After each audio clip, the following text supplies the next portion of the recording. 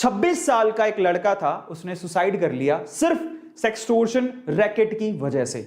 Online उसके साथ एक फ्रॉड हुआ, हम लोग उसको फ्रॉड ही कह सकते हैं। उससे सेक्सटोर्शन, सेक्स की यानी इंटीमेसी की वजह से कुछ वीडियोस कैप्चर हो गई और उसके बाद उससे फिरौती मांगी गई और फाइनली ये बात इतनी ज्यादा बढ़ गई कि उस लड़के ने सुसाइड कर लिया।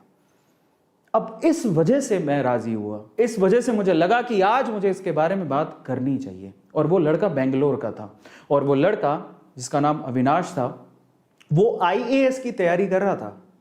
अचानक से क्या होता है, उसे फेसबुक पे एक रिक्वेस्ट आती है नेहा नाम की लड़की की। ठीक है, आप नाम पे मत जाइएगा, बट धीरे धीरे रिक्वेस्ट आती है, बातें होने लगती हैं। उसे नहीं पता था कि जो लड़की की रिक्वेस्ट आ रही है उसके पीछे एक रैकेट काम कर रहा है। धीरे धीरे बातें होने लगती हैं, बातें और बढ़ने लगती हैं, धीरे धीरे और क्लोज आने लगते हैं।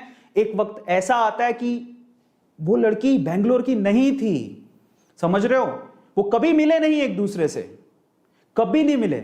वो बेंगलोर की थी ही नहीं, कभी मिले नहीं, सिर्फ मोबाइल पे ही बातें हो रही हैं। धीरे धीरे पर्सनल नंबर शेयर हो गए, फिर धीरे धीरे उन्होंने वीडियो कॉल शुरू किए, वहां से इंटीमेट चीजें शुरू हो गई। और एक वक्त ऐसा आया जब उस लड़की ने इंटीमेट वीडियोस शेयर किए, उस लड़के को बोला कि तुम भी इंटीमेट वीडियो शेयर करो, तो गलती वहीं हो गई। उस लड़के ने बिलीव कर लिया और उस लड़के ने इंटीमेट वीडियोस, लाइव वीडियोस जो भी था, ऐसे वीडियो कॉल्स किए जिसकी वजह से वो फंस गया। वो वीडियो रिकॉर्ड हो गए। कुछ दिनों बाद वो लड़की गायब और लड़की के पीछे जो रैकेट काम कर रहा था उसने अब उस लड़के को परेशान करना शुरू किया। उसने वो वीडियो फॉरवर्ड किया और कहा कि आपने अगर इतने पैसे हमें नहीं दिए तो हमें वीडियोस आपकी फैमिली को भेज देंगे या सोशल मीडिया पे डाल देंगे। डर के मारे, क्योंकि हम इसके बारे में बात नहीं करना चाहते। ठीक है, इट्स नॉट लाइक खाना खाया है, इट्स अबाउट इंटीमेसी शेयर की है, जो कि इंडिया में एक टैबू है, इसके बारे में लोग बात नहीं करते जनरली। ठीक है, सो जब ऐसा कुछ हुआ तो उसे ऐसा लगा कि यार अगर ये चीज पब्लिकली चली गई तो मेरी इज्जत का क्या होगा, घर पे मुझे लोग कैसे देखेंगे, मैं आईएएस की तैयारी करने आया हूं। ठीक है, एक ऐसा केस हुआ। उसने शुरू में पैसे दिए, उस पैसे, अब देखो जब भी आप पैसा देते हो ना तो उनकी भूख और बढ़ जाती है।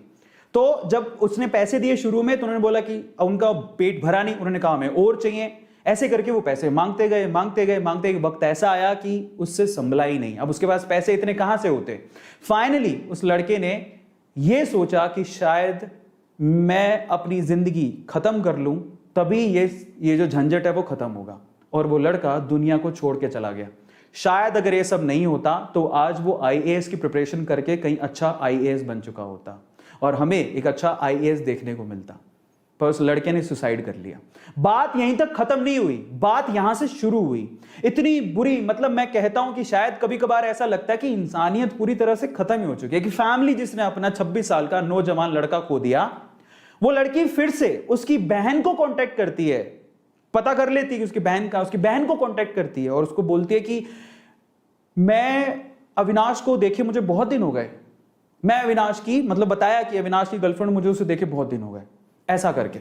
और जब वो ऐसा बात बोलती है तो वो उसकी सिस्टर कहते हैं कि अब ही इज नो मोर, वो अब जिंदा नहीं है।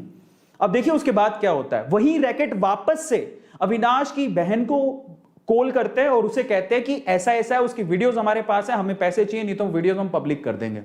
अब उसकी बहन थोड़ी समझदार थी, उसने पुलिस को ये केस रेफर किया कि ऐसा ऐसा कुछ हो रहा है मेरे भाई के साथ और मुझे लगता है कि उस एक्सटॉर्शन की वजह से उसकी जान गई है।